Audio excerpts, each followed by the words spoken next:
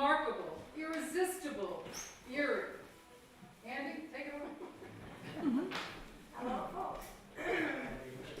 Hi, welcome.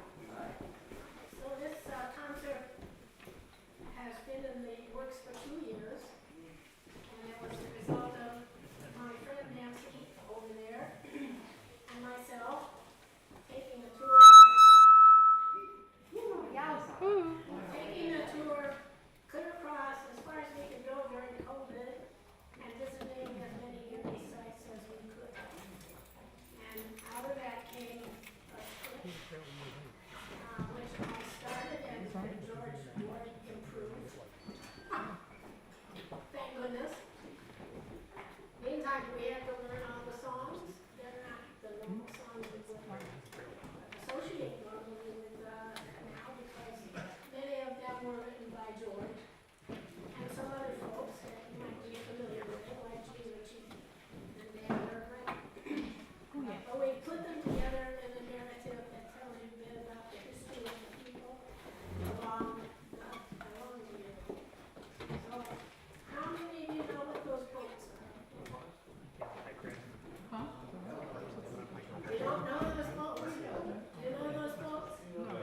Which one's the packet boat? That one you'd be familiar with. We've been. Packet.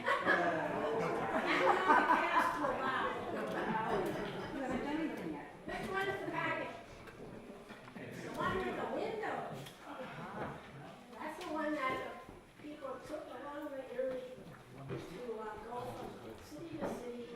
They could eat on that boat, they could ride on the boat, and they could sleep on the boat. Easily drunk. The one on the far end is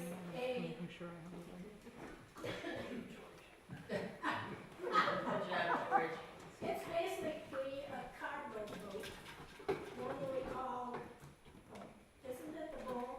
It's a line boat. It's the line boat, right. And it had a cover over it, so it would cover the grain or whatever the cargo was. Oh, you mean roll it? Well, there's also a building, that's why it's on the end. And you see it behind camp, there's some little children on that boat, you see, that's where they played and had to live all during the season. And the next one, the white boat, is called the Laker, and the Laker came along later, but it was a huge boat, and you could see one. If you go to Camillus, you can see actually a replica of the Laker. It's big. It carried lumber, and it was high. I made that backdrop. And I'm a person who enjoys working with felt only, because it can stick to anything. And you can cut things out and stick it under. And that's what I did. So anyway, I'll introduce the cast. This is Thompson on piano, Blain on singing, Jonny Rosen singing, and Jonny Rosen guitar and singing, George Ward narration and singing, and Paul Draper banjo and singing, and George Wilson banjo, bass, and fiddle, and actually he's playing my grandfather's fiddle. 100 years old. He rescued it from oblivion. George or the fiddle?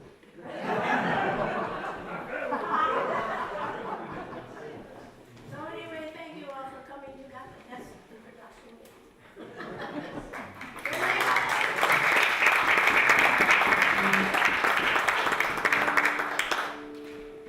Well, that's the river. The Mohawk River, Wood Creek, What? Oneida Lake, the Oswego River, the Great Lakes.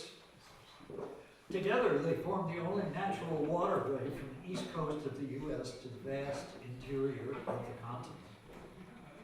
50 miles west of Albany stand the Noses, two stalwart hills that mark the gap where long ago the Mohawk River cut through the Appalachian mountain chain from the west. Through that gap would pass early river travelers, then the Erie Canal, then the railroad, and then the New York State Thruway. All of them following the ancient route known as the Great Trail of the Iroquois. For centuries, the Haudenosaunee, the powerful Native American Iroquois Confederacy, controlled almost all of the territory the Erie Canal would cross. But by the time the canal was begun in 1817, a deliberate policy of Indian removal had forced thousands of Iroquois from their ancestral land, disempowering a native form of government that the U.S. Senate would formally recognize in 1988 as a significant influence on the United States Constitution. But in 1811, speaking before the New York Historical Society, New York City's mayor, who had been named newly appointed as a canal commissioner, said, "Before the passing away of the present generation, not a single Iroquois will be seen in this state." That mayor was DeWitt Clinton. Since the early 18th century, boatmen had cleared obstacles, built wing dams, even dug short land cuts to make the difficult river travel westward easier.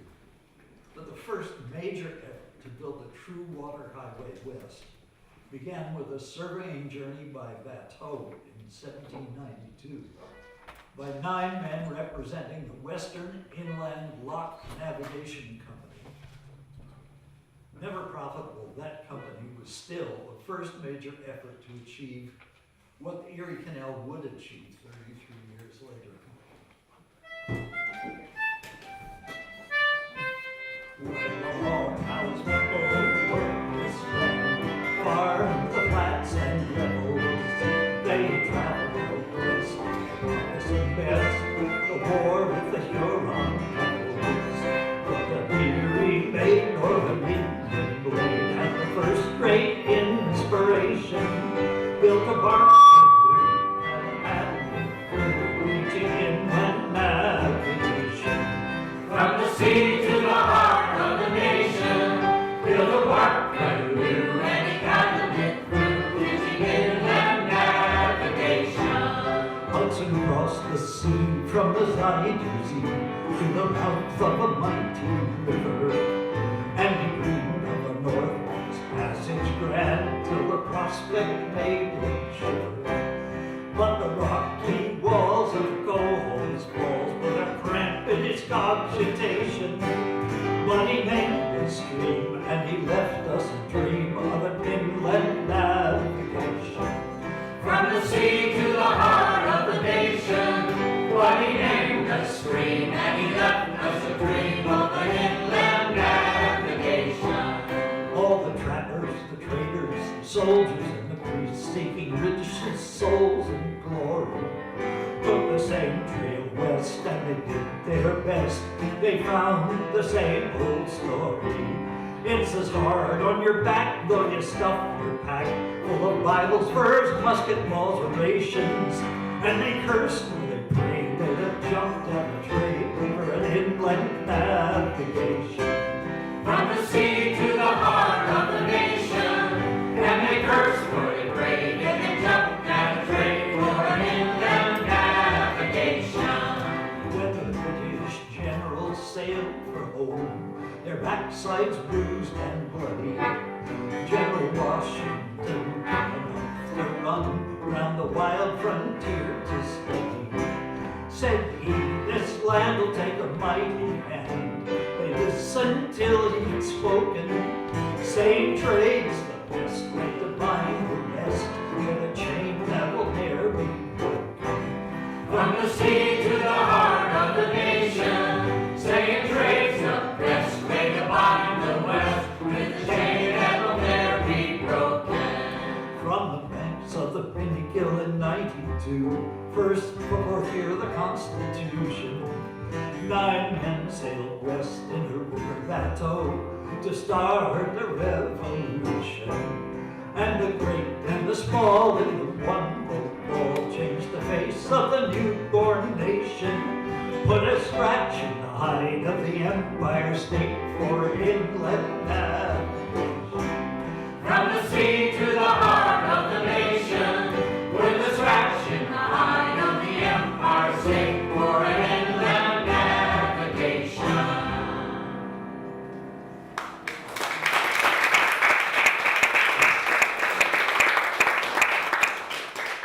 Bateau.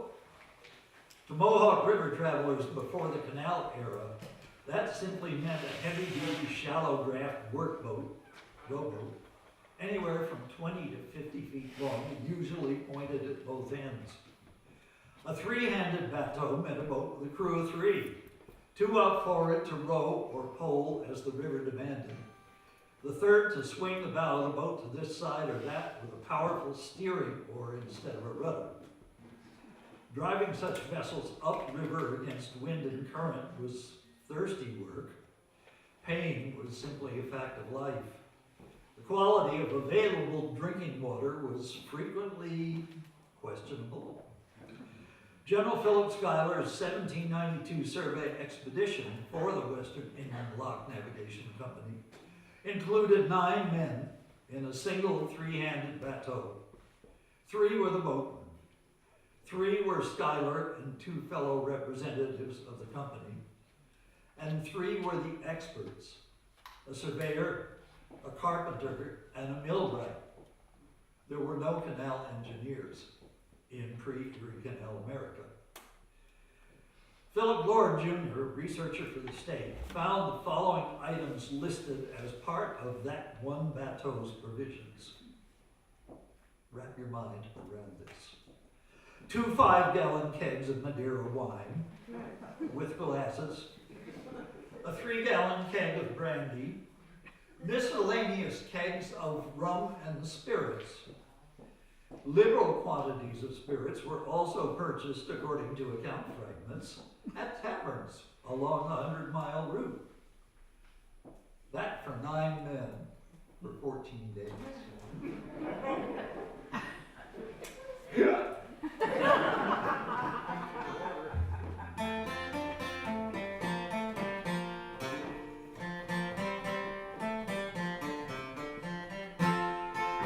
Rolling up the river on a three-hand boat, too deep to carry, too shallow to flow. Too deep to carry, too shallow to flow. If it doesn't lift your spirits, it'll leave you numb.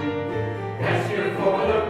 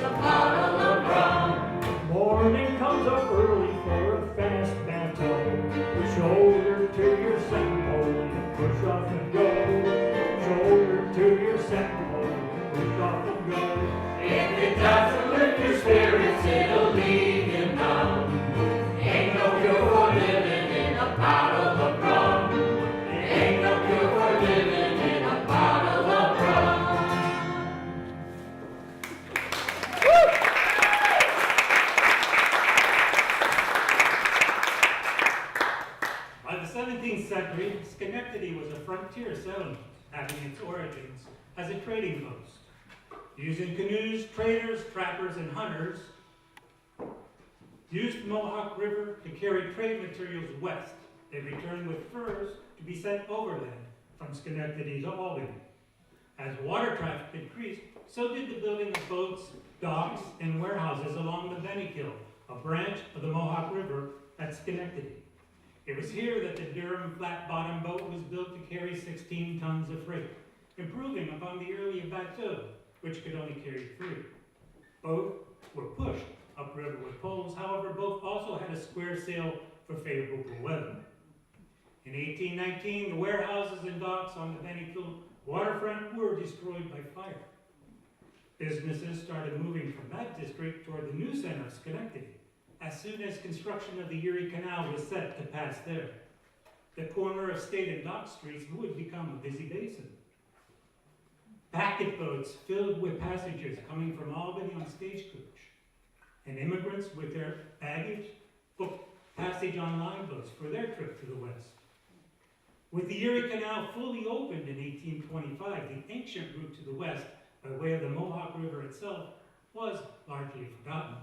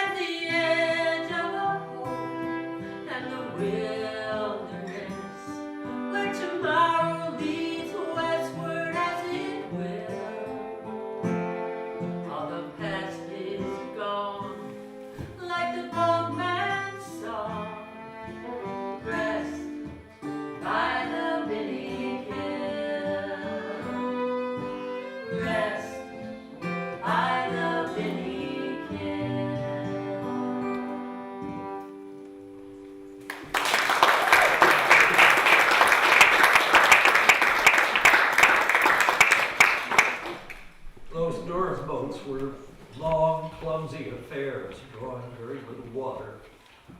Undecked cargo space and a small cabin in the stern for the crew. a stubby mast that could be taken down, and a square sail to use when the wind blew strong from the west.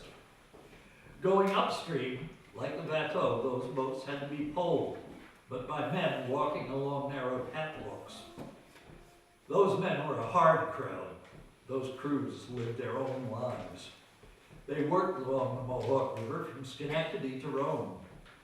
Western Inland Lock Navigation Company built locks around Little Falls, and at Rome they had more locks to carry the boats into Wood Creek, down which they went to Oneida Lake. From there, if the water was right, they could find their way along the Oneida and Seneca rivers into the Finger Lakes region. They carried the heavy freight, produce, wood, lumber for the riverside towns, hides, ashes, sometimes wheat.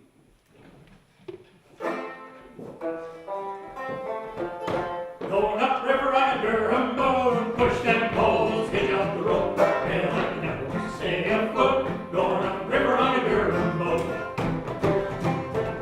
I rule my crew with an iron hand. Going up river on a Durham boat. Rule my crew with an iron hand. Drink my gin from a frying pan. Going up river on a Durham boat. Push them poles, hitch up the rope, bail like the devils and stay afloat. Going up river on a Durham boat. Pigs and sheep and goats and rams, going up river on a Durham boat. Pigs and sheep and goats and rams, silly old crew that sing and dance. Going up river on a Durham boat, push that poles, hitch up the rope, bail like the devils and stay afloat. Going up river on a Durham boat. We go on to Utica to see the sights, going up river on a Durham boat. Go on to Utica to see the sights, drinking and brawling on Saturday night. Going up river on a Durham boat, push them poles, hitch up the rope, bail like the devils and stay afloat. Going up river on a Durham boat. If you think this boat's a clumsy craft, going up river on a Durham boat. You think this boat's a clumsy craft, you ain't never been on a timber raft. Going up river on a Durham boat, push them poles, hitch up the rope, bail like the devils and stay afloat. Going up river on a Durham boat.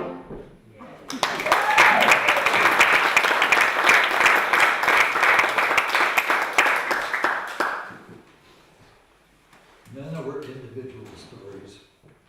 Thomas James, for one. Thomas James was born a slave in 1804 at Canajoharie, New York. I was the third of 4 children, he wrote. We were all the property of Asa Kimball. When I was 8 years old, he sold my mother, brother, and elder sister to purchasers from Smithtown. When Kimball died, his estate sold 17-year-old Tom to Cromwell Bartlett. Bartlett traded him to his father-in-law, George H. Hess, for a yoke of steers, a colt, and some additional property. But James lived with Hess only 3 months, from March to June of 1821. When Hess threatened to whip him, Thomas James ran away. My master had worked me hard, he wrote. At last he undertook to whip me. This led me to seek escape from slavery. I arose in the night, taking the then newly staked line of the Erie Canal from my route. I traveled along it westward until about a week later I reached the village of Lockport. No one had stopped me in my flight. Men were at work digging the new canal at many points, but they never troubled themselves even to question me. I slept in barns at night and begged food at farmers' houses along my route. At Lockport, a colored man showed me the way to the Canadian border. I crossed the Niagara at Youngstown on the ferry boat and was free. Thomas James became one of the best-known ministers of the African Methodist Episcopal Zion Church, an early anchor for the African American community in Rochester, founder of many churches in the northeastern U.S., and the author of his autobiography in 1886. New York State freed all enslaved people, on paper at least, July 4th, 1827.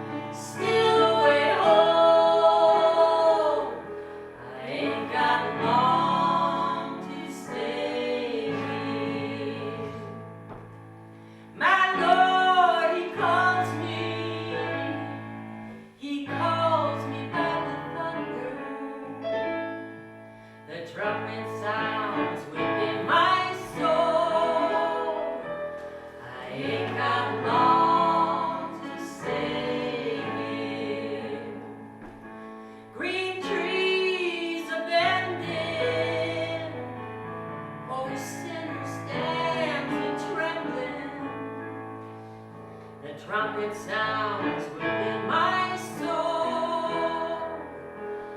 I ain't got long to stay here. Steal away, steal away, steal away to Jesus.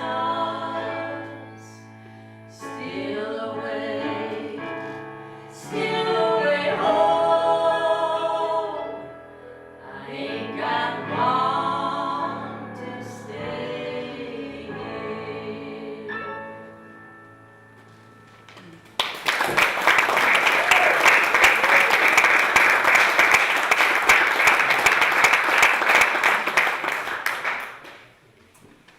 Well, and then there was Patty Ryan.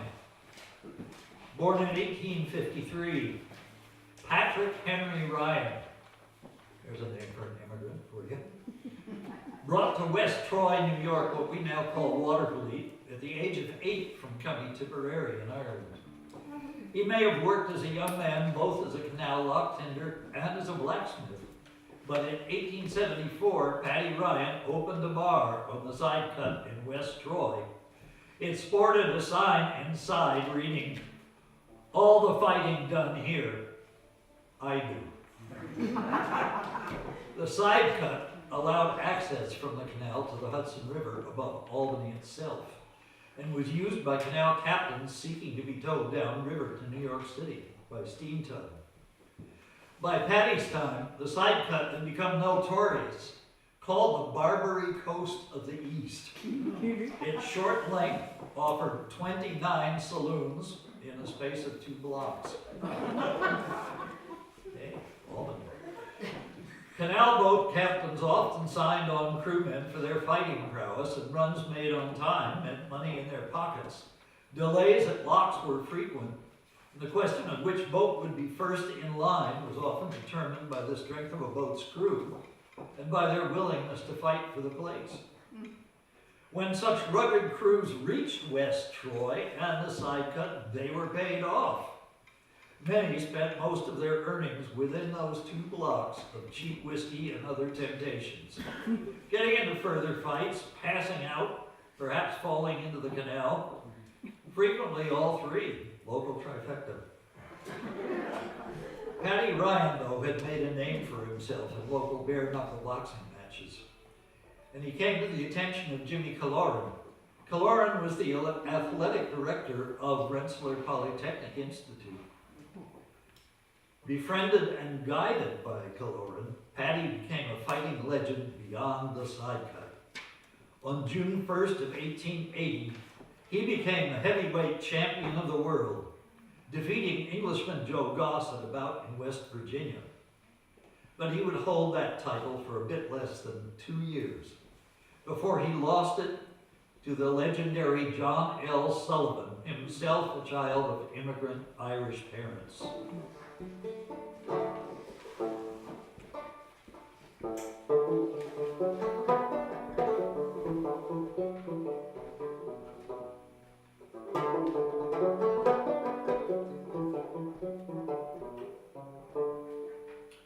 When I landed in sweet Philadelphia, the weather was warm and was clear, but I did not stay long in that city, as you shall quickly hear. No, I did not stay long in that city, for it happened to be in the fall, and I never could sail in my rigging till I anchored upon the canal. So farewell, father and mother, likewise. Sister and brother, oh, kindly I'll bid you adieu. When I landed in this beautiful empire, I was struck by the goodness of life. To see such a great undertaking, I got lights that never opened my eyes. To see a full 1,000 brave fellows that work on the mountains of gold, like dragging a chain through the mountains to strike a line through the canal. So fare you well, father and mother, likewise old Ireland too, and fare you well.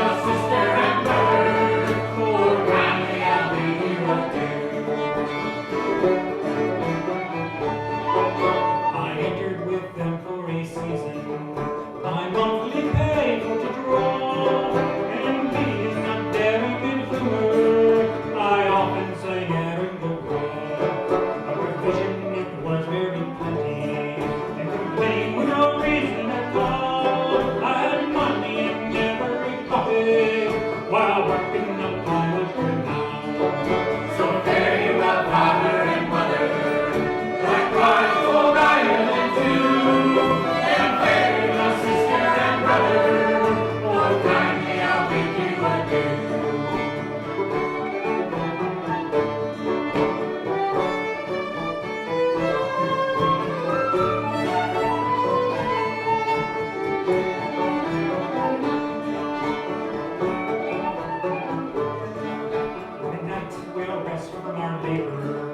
Sure, but our rent is all paid.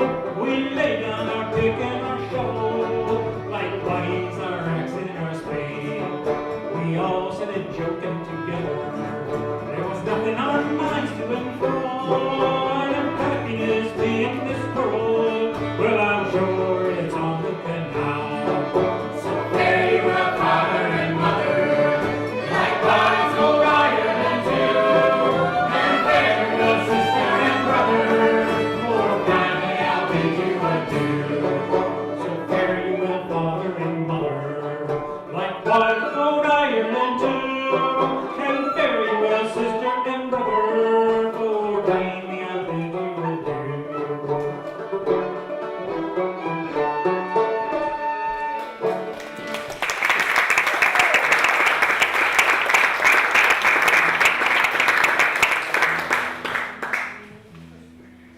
The canal was to be 40 feet wide and 4 feet deep. James Geddes surveyed the best route for the canal. The surveyors drove rows of red stakes 60 feet apart, marking out the land to be cleared. Between them, 2 more rows were driven 40 feet apart to show the exact line of excavation. A call for axemen went out, axemen and diggers, and many local folks signed contracts to earn 50 cents a day. 2,000 to 3,000 men were at work on the canal's middle section by 1818. It was a new experience for everyone, and necessity was the mother of invention. The diggers learned that the plow and scraper were superior to the spade and wheelbarrow on dry ground. A new wheelbarrow was invented by Jeremiah Brainerd of Rome. A new method for clearing trees meant they could bring them down easier. A huge contraption hauled stumps out of the ground using wheels, rope, chain, and oxen. 7 men in an ox team could rub 30 to 40 stumps a day.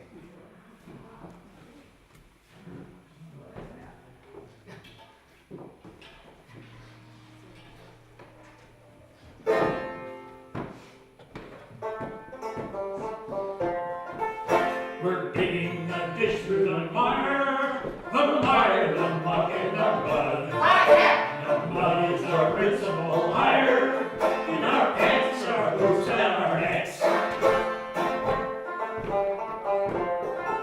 We're cutting a ditch through the rocks across the state. And we'll finish her off with locks across the state.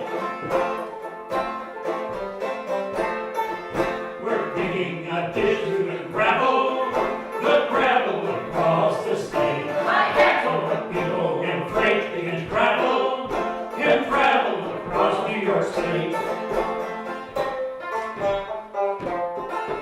We're digging a ditch from Albany over the state. And we'll finish the job at Erie, from Albany over the state.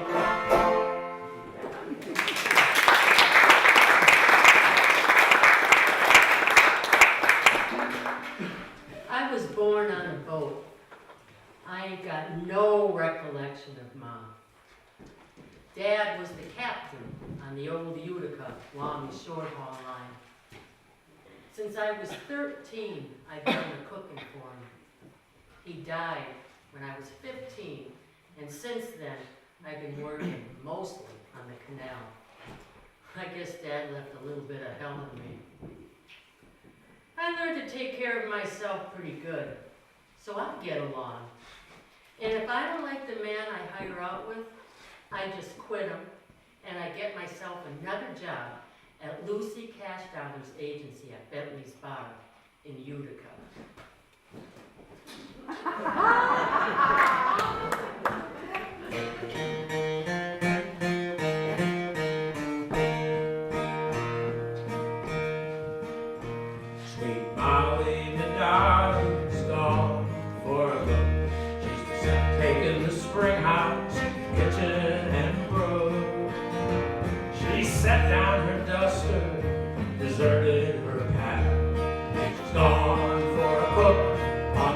Erie Canal. Oh, Molly, come back, have you no shame at all? For the women are different out on the canal. For they talk like the men and they think like the mules, and they don't give a damn for decorum and rules.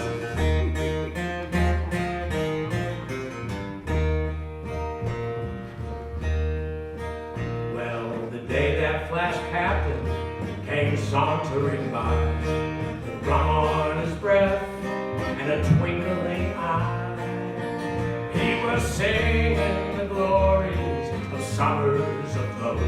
You ripped open your mattress and you bought his damn bow. Oh, Molly, come back, have you no shame at all? For the women are different out on the canal. For they talk like the men and they think like the mules, and they don't give a damn for decorum and rules.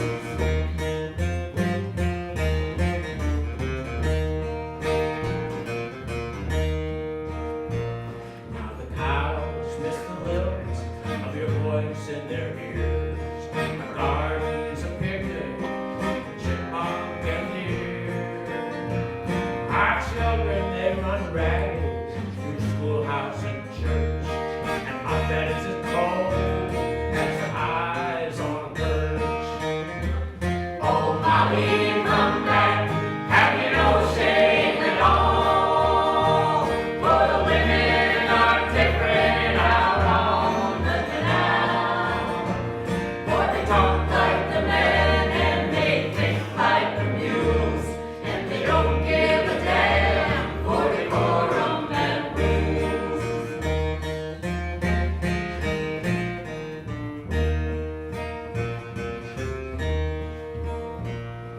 Your letter said soon you'll be needing a man. You know I've pleased you before, and you know that I can. When I give up this farm, hell, I give it away. But I won't drive a tin for no dollar a day. Oh, Molly, come back, have you no shame at all? For the women are different out on the canal. For they talk like the men and they think like the mules, and they don't give a damn for decorum and rules. No, they don't give a damn for decorum and rules.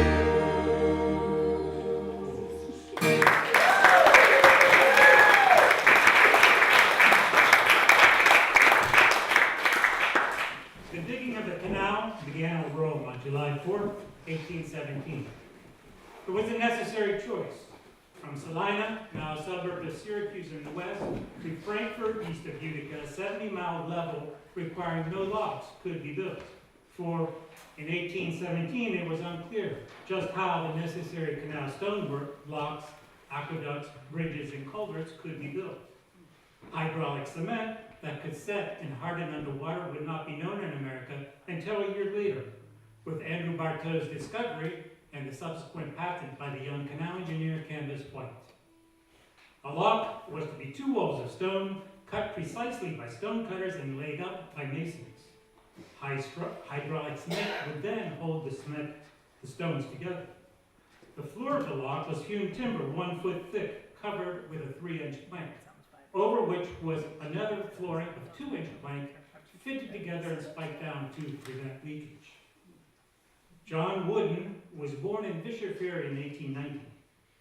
His father was responsible for the maintenance of the canal between neighboring Crescent and Rexford. Lock tenders were political appointees, and John was 18 months old when his father moved to the State's House at Lock 19 at Fisher Ferry. John learned to operate the locks at age 12, and by 14, he was partnering with local farmers who were also lock tenders. At 18, John and his partner would often substitute at Lock 19 From there, a 9-mile level led to a flight of 16 lots around the Cohoes Falls that brought the canal almost down to the Hudson River.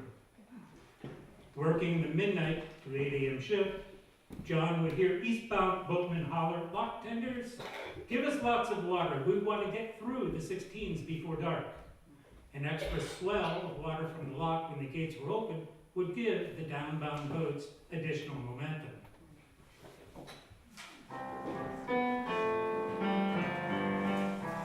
I'm afloat on the Erie Canal.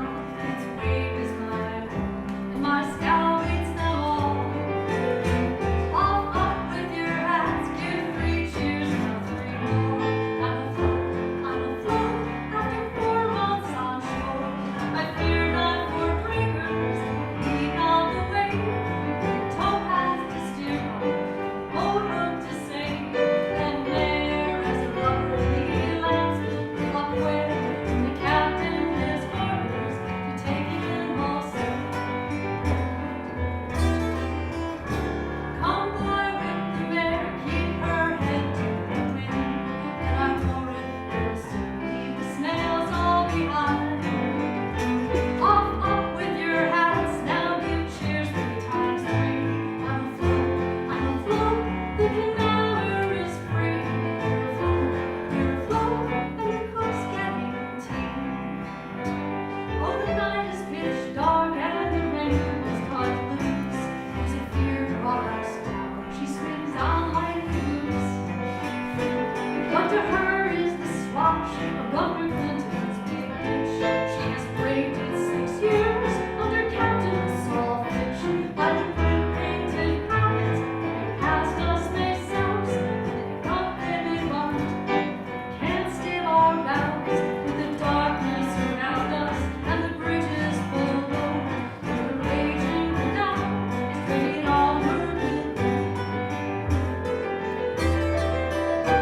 Come on deck here, my boys, now stand by with your poles. There's a raft right ahead, heaven save our poor souls. Hard down with your helm, now make loose that line fast. Hurrah boys, the crisis is past. We're afloat on the Erie at last.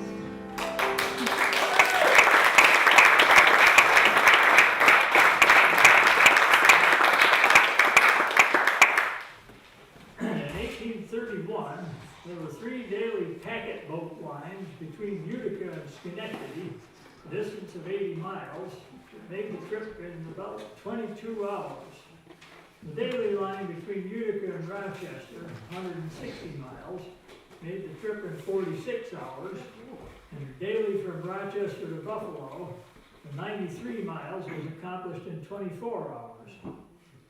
Food for passengers on the packet boats was quite sumptuous and prepared by the cook for all aboard who had bought a ticket. Meals were divided into breakfast and dinner and set out on a table in the center of the boat.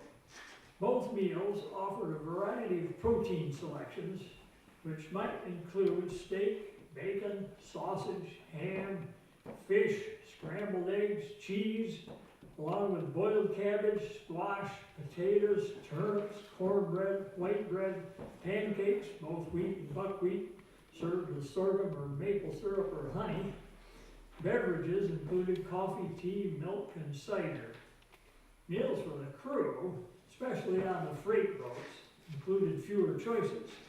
A famous fare, like today's cured or dried meat, was Black Rock pork that earned a sweet little song of its own. That's right, famous Black Rock pork. Too tough to chew, but it made the best boot leather this side of Buffalo. I shipped aboard of a lumber boat, her name was Charles O'Rourke. And the very first thing they rolled on board was a barrel of Black Rock pork. They fried a chunk for breakfast, a chunk for lunch and two. But it didn't taste so goody good, and it was hard to chew. From Buffalo to old New York, they fed it the poor old meat. And they boiled the barrel with the rest of the pork, and we had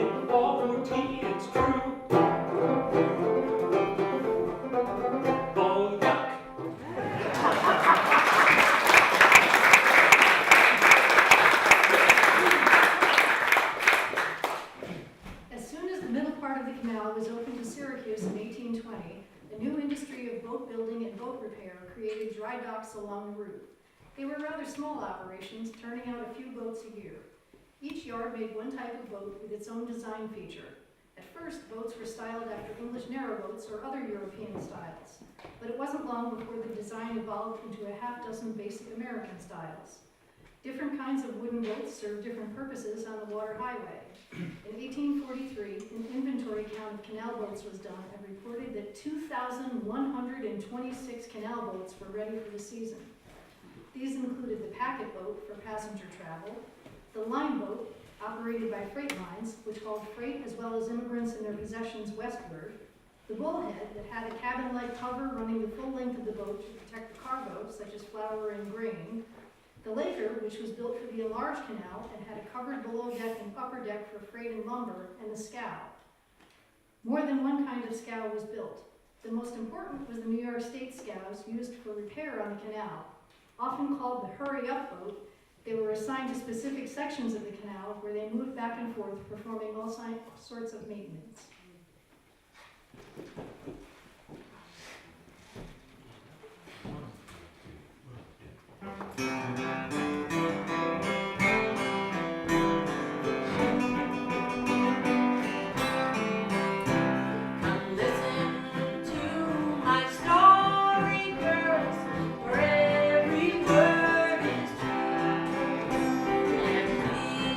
Smile and turn your back, or maybe concern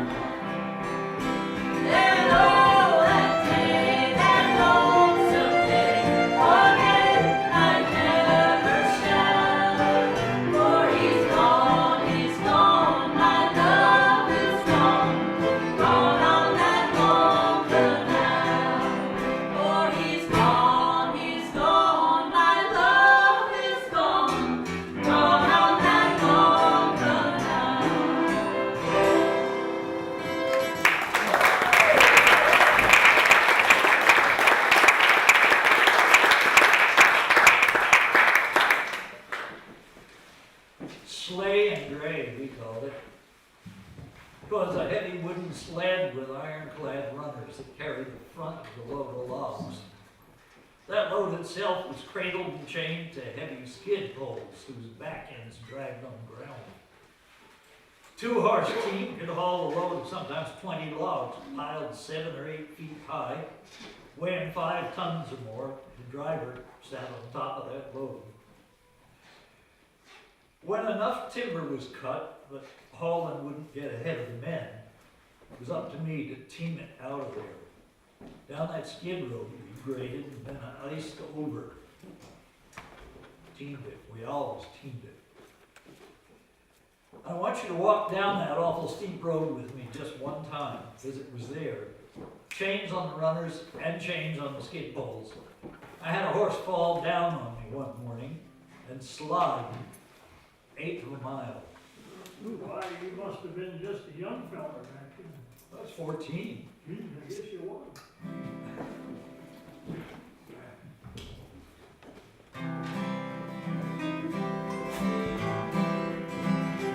Now hear my children breathe, gather around my knee. Let me hear your voices one last time before old Harry comes. Don't you know this is the day he'll be fetching me away? Up to the north woods to spend the winter cutting down the pine.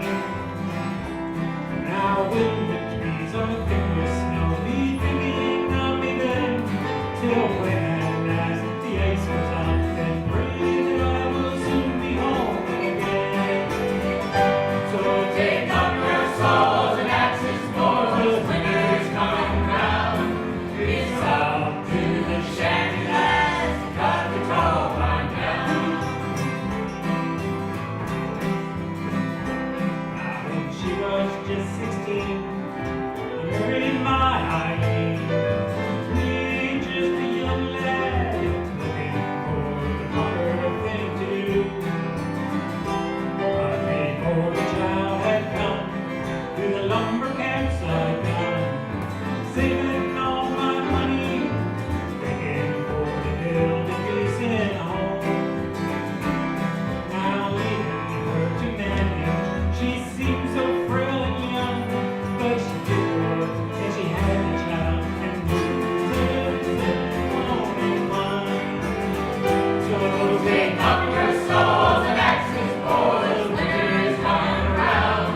It's up to the shanty lads to cut the tall pine down. Old Harry with his team, how quick the time has seen.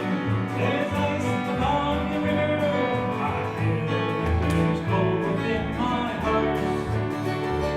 Well, we'll have one last embrace while I look upon your face, thinking of the danger where the giant pine come crashing down.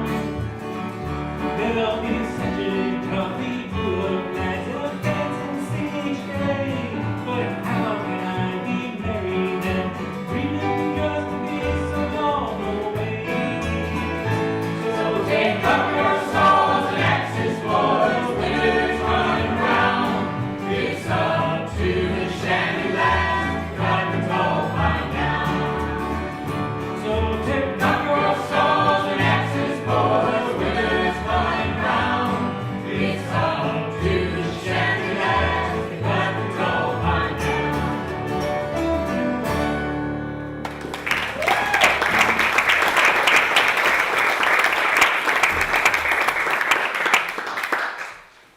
Owning a canal boat meant the captain and his family would live and work on the canal 8 to 9 months of the year.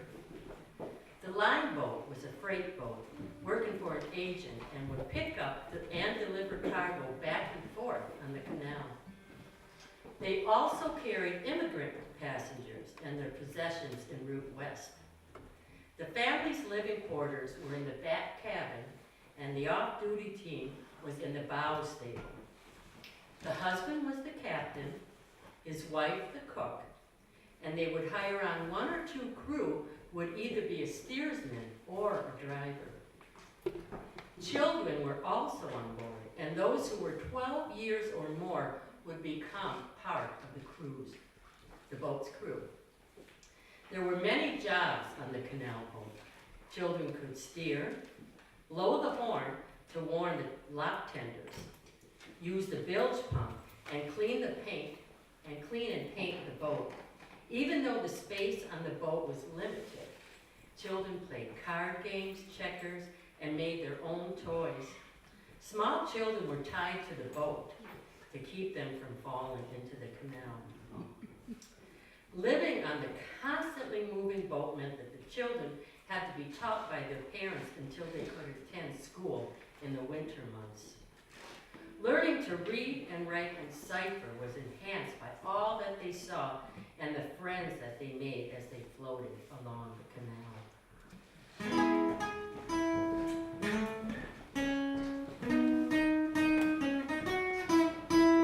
Tow line broke in the middle of the night. Steersman John drunk, he jumped up all in a fright. I heaved on that tiller stick with all my might. Steered her to the bank and Daddy made it right. How'd you know to do it? Daddy scratched his head. A girl can't steer a boat. Is all my brother said. Mama just laughed, it was as plain as day. Rosie's doing what she does her grandmother's way. Your grandmother says it, so I know it's true. Any girl can do what she has to do. Grandmother says it, so I know it's true. Any girl can do what she has to do. Custer was the meanest mule we ever had. He would bite you, he would kick you, he was awful bad. Everybody kinda wished that he would drown. The day the tow line snagged and pulled the whole team down. Nasty as he was the strongest one. Cost our daddy plenty, now his day was done. I dove right in the ditch with a burlap sack. I threw it over his eyes and then I swam him back. Your grandmother says it, so I know it's true. Any girl can do what she has to do. Grandmother says it, so I know it's true. Any girl can do what she has to do. Don't know what they ate, but Dad and Mama got sick. Doc said it was cholera, could kill them quick. Grandmother came and did what all he said. But Doc said it was like she raised him from the dead. Meantime, me and Brother Timmy worked that boat. Drove the teams and ran the locks and stayed afloat. Delivered all our cargo just when it was due. You know, said Tim, we both did what we had to do. Your grandmother says it, so I reckon it's true. Any girl can do what she has to do. Grandmother says it, so I reckon it's true. My sister can do anything she has to do.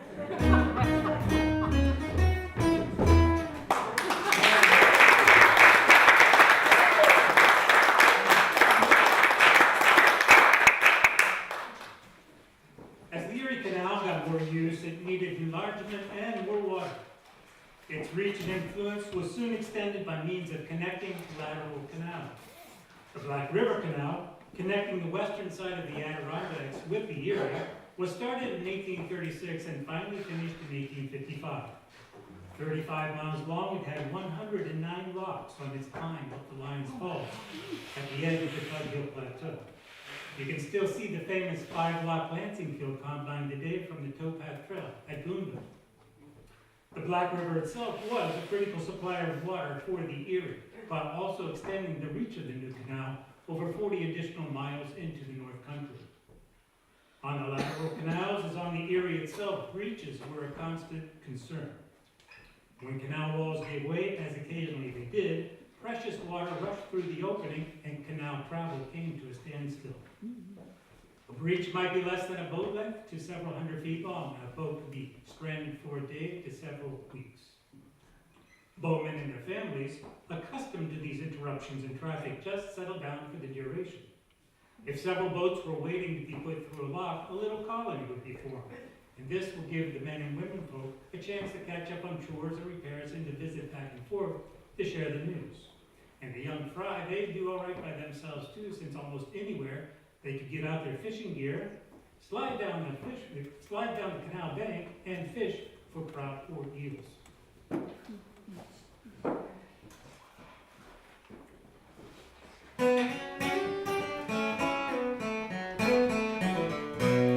That river canal from Lights Falls to Boonville.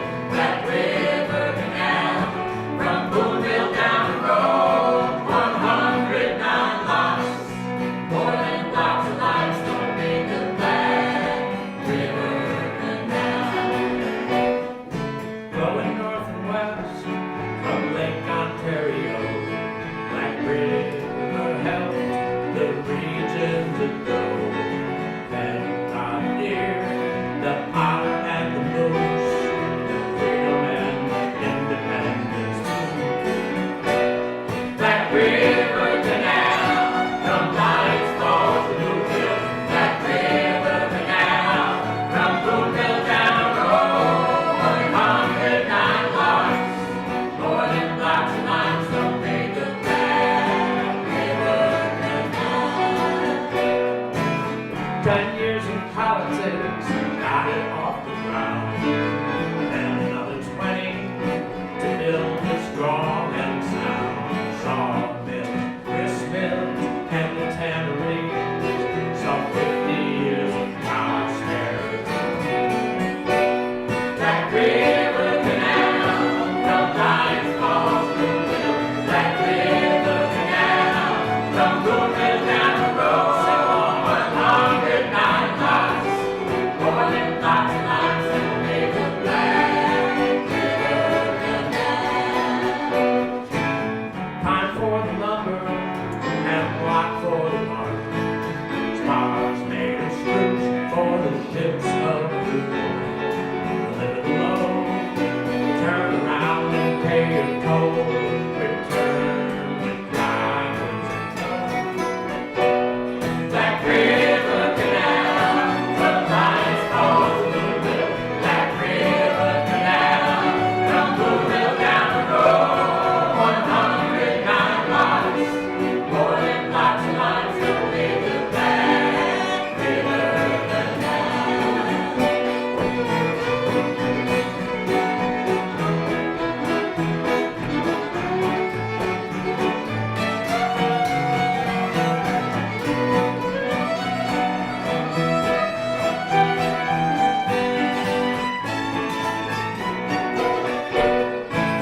Breaks in the feeder, breed in the woods. The water in the summer mills couldn't make their goods. The canal was costing more than it was bringing in. Then the railroad. Black River Canal, from Lights Falls to Boonville. Black River Canal, from Boonville down the road. 109 lots, more than lots and lots that make a Black River Canal.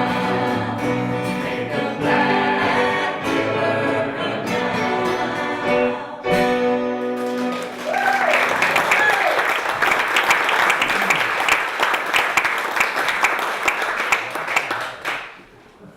Through the years of the Erie Canal, villages along its route had grown into towns and cities.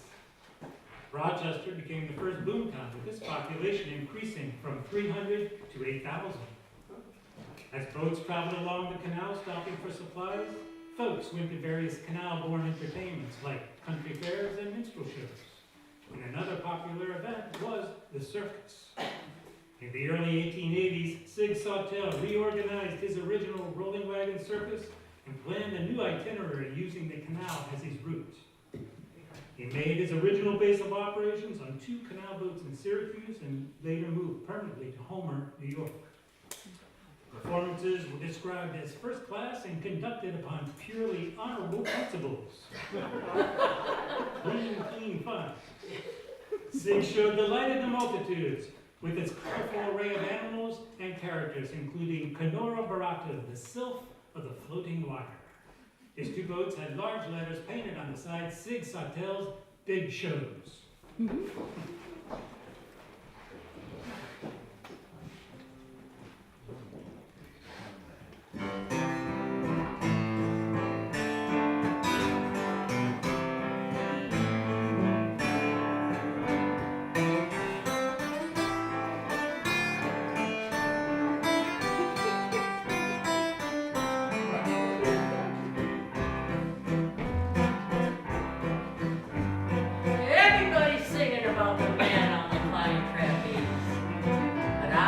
the only one who knows who he really is.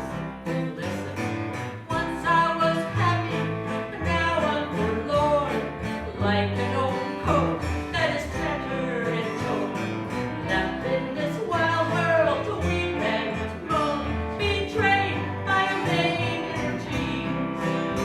Oh, this maid that I love, she was handsome, and I'd done all I knew her to please. But I never could please her 1/4 as well as the man on the flying trapeze. Oh, he flies through the air with the greatest of ease, the daring young man on the flying trapeze. Movements are graceful, all the girls he displeased, and my love, he has purloined away.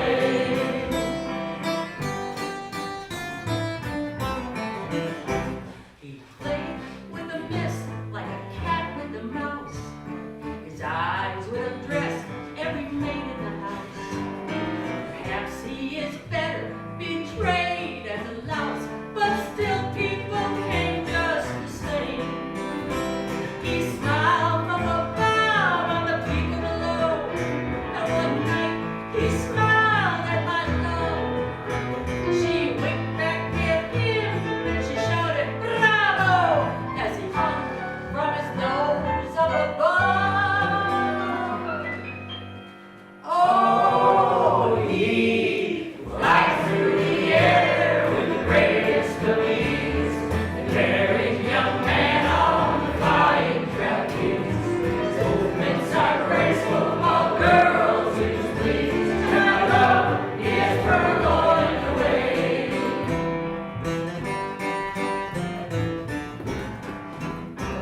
One night, I as usual went to her dear home, found there her father and mother alone.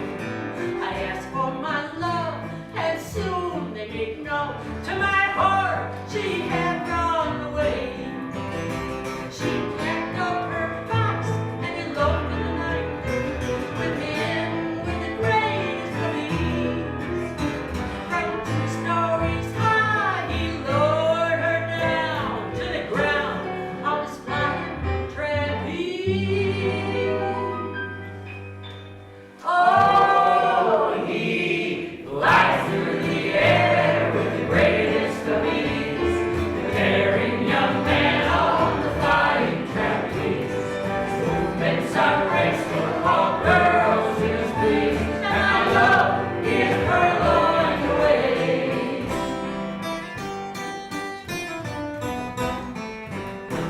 Some months after this, I went to a hall, was greatly surprised to see on the wall a bill in red letters which did my heart gall, that she was appearing with him. He taught her gymnastics, dressed her in tights to help him to live at his ease, and made her assume a masculine name, and now she goes on the trapeze.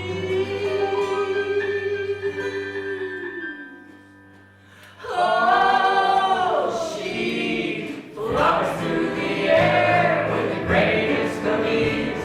You think her a man on the flying trapeze. She does all the work while he takes his ease, and that's what's become of my love.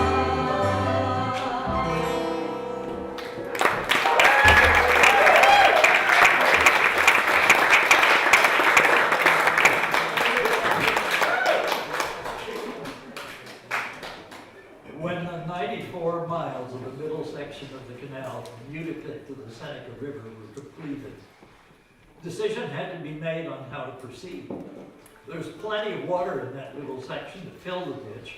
Water sources needed to be found to fill the next sections. Western frontier Rochester, there was a lack of water. No engineering training was available in the United States, but the canal became its own school of engineering. One man showed the way. Jesse Pauley was a merchant in in Geneva, New York. Originally, he was engaged in forwarding flour to the New York market. The cargoes sent by wagon and Durham boats proved costly, and he went bankrupt. His business failed, and in 1806, he surrendered himself in Canandaigua and went to debtor's prison for 20 months. He studied maps and books and wrote 14 essays suggesting ways of improvement to inland waterways to reach Lake Erie.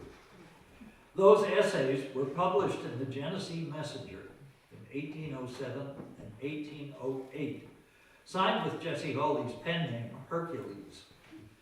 His proposed route was very nearly that which was adopted after years of surveys. That route, northwest from Rochester along a series of high ridges, brought the canal to tiny Lockport. A series of 5 double locks were built to bring the canal up 56 feet to where it could turn south, cutting through the Niagara escarpment called the Deep Cut, and then following Tonawanda Creek to the Niagara River, into Buffalo, into Lake Erie. Referred to as Clinton's Folly, remember him, the canal was singularly responsible for the development of western New York.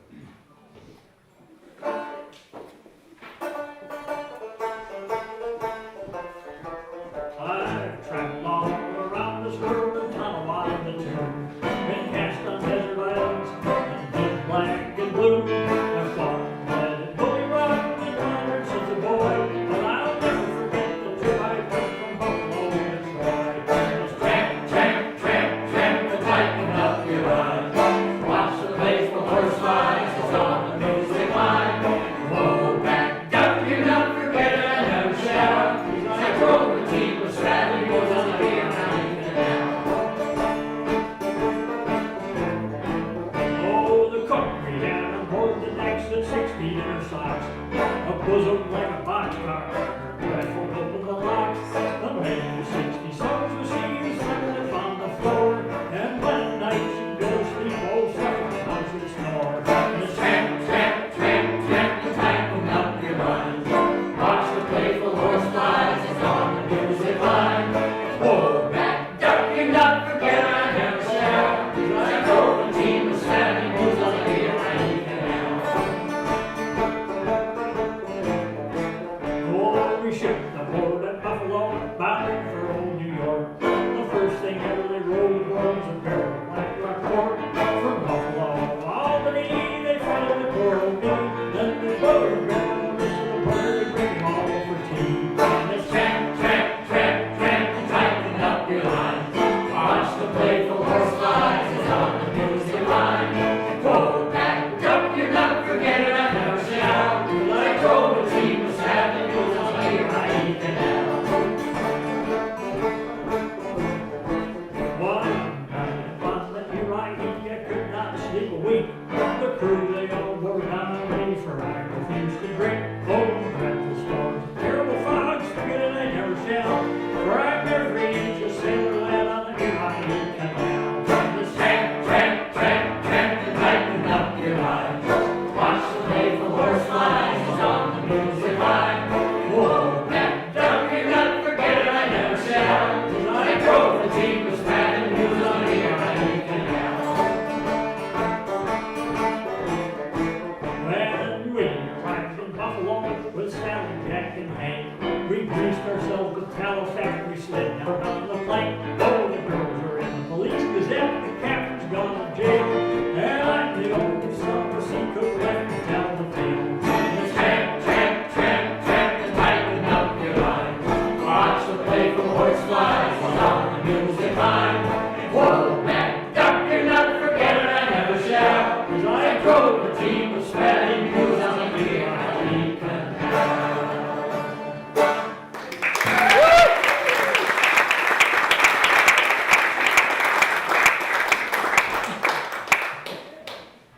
Before the canal to Buffalo was completed in 1825, the canal east from Schenectady to Albany was finished. This section included 2 long aqueducts crossing the Mohawk River at Crescent and at Rexford, before dropping south around Tahoe's Falls. 26 locks completed by 1823, brought boats down to Albany. When the canal was completed, only 8 years after it was started, a celebratory procession began at Buffalo, headed by the boat named the Seneca Chief. Aboard were Governor DeWitt Clinton, commission members, members of the New York Committee, and 2 kegs of Lake Erie water to be wed with the Atlantic Ocean in New York City. As the boat progressed towards Albany, cannons lining the route were fired every 15 miles. Jesse Hawley, representing the people of Rochester, was at the Buffalo Basin to send the celebration craft on its way with an address, saying, "In joining the Great Lakes with the Atlantic, New York has made the longest canal in the least time, with the least experience, and for the least money, and of the greatest public utility of any other in the world."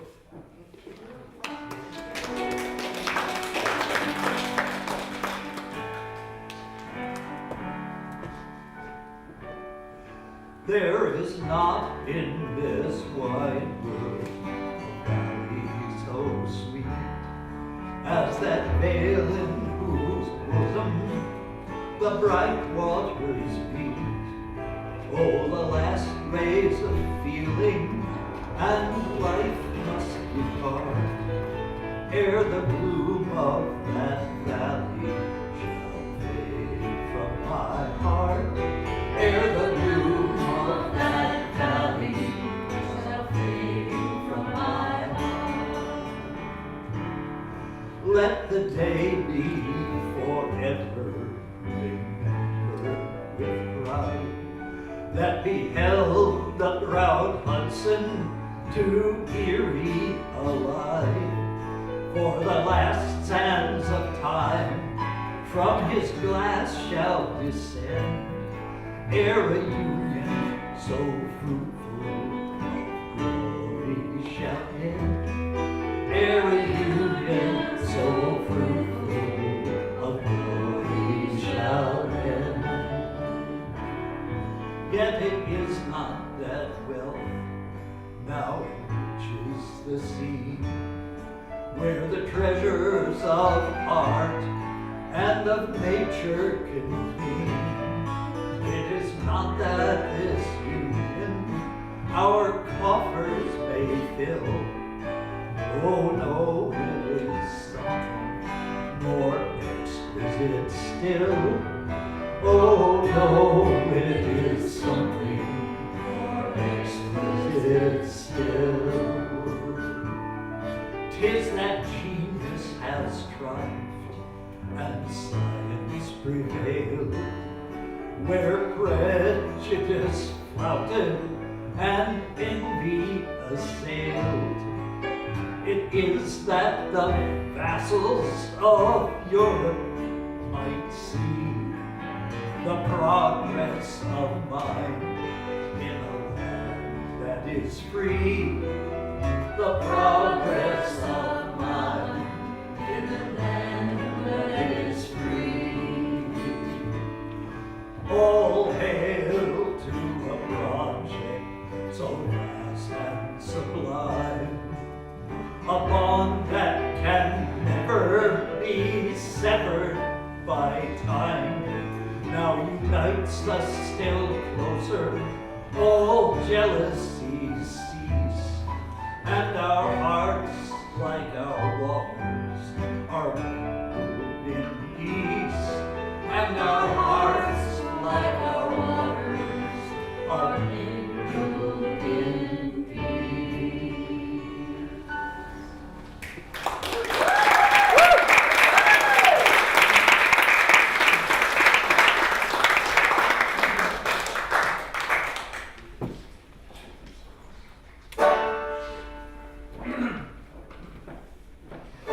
I've got a mule, he's such a fool, he never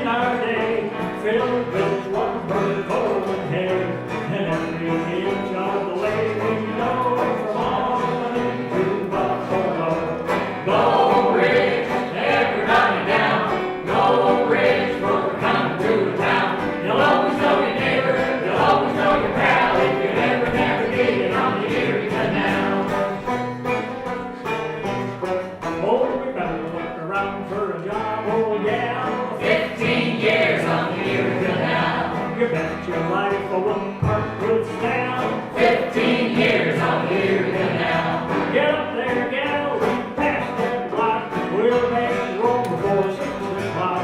The one more trip, and then we'll go right back home to Buffalo. Low Ridge, everybody down. Low Ridge, for coming to town. You'll always know your neighbor, you'll always know your pal if you ever navigated on the Erie Canal. Oh, where would I be if I lost my pal? 15 years on the Erie Canal. I'd like to see a mule as good as Sal. 15 years on the Erie Canal. A friend of mine once got her sore.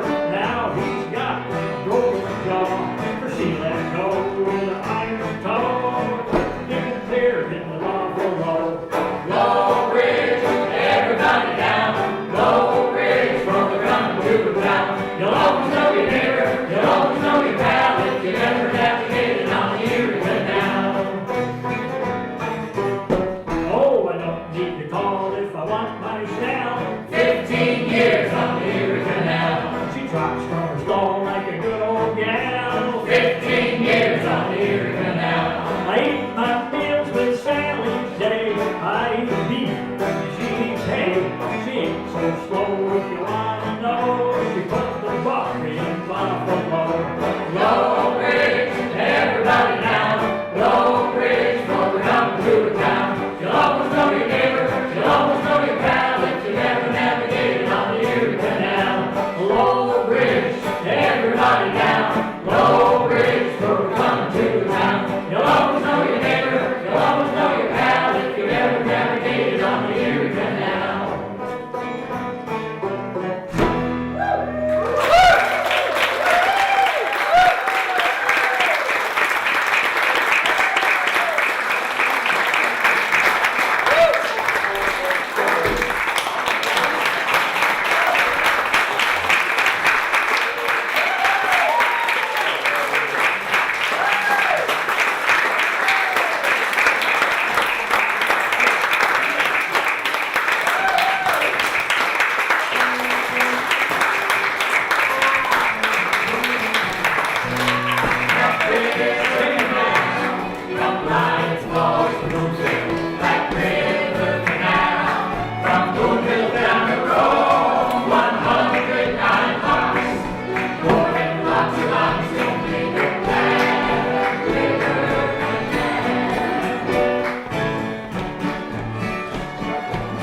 Heading north and west from Lake Ontario, that river helped the region to grow.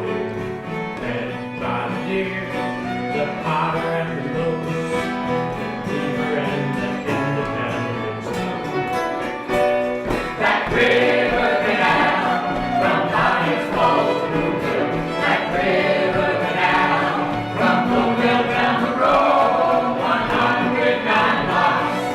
More than lots of miles to make the Blain River Canal. 10 years of politics got him off the ground. Then another 20 to build it strong and sound. Sawmills, grist mills, and tanneries, 50 years of prosperity. That river canal from Pioneers Falls to Bluefield. That river canal from Bluefield down the road, 109 miles. More than lots of miles to make the Blain River Canal.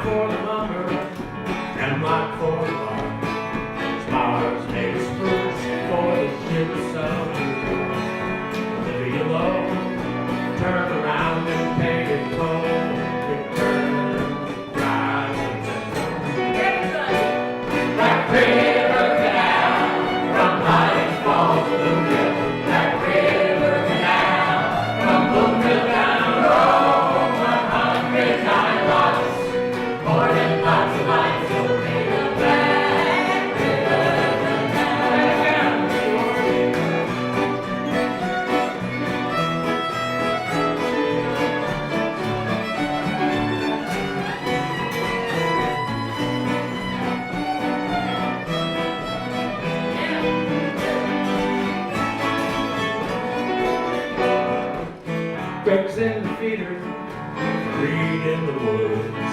The water in the summer mills couldn't make them good. The canal was costing more than it was bringing in.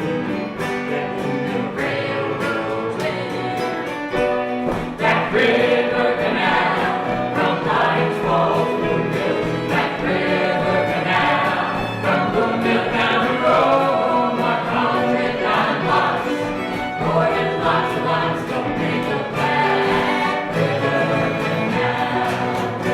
Make a Black River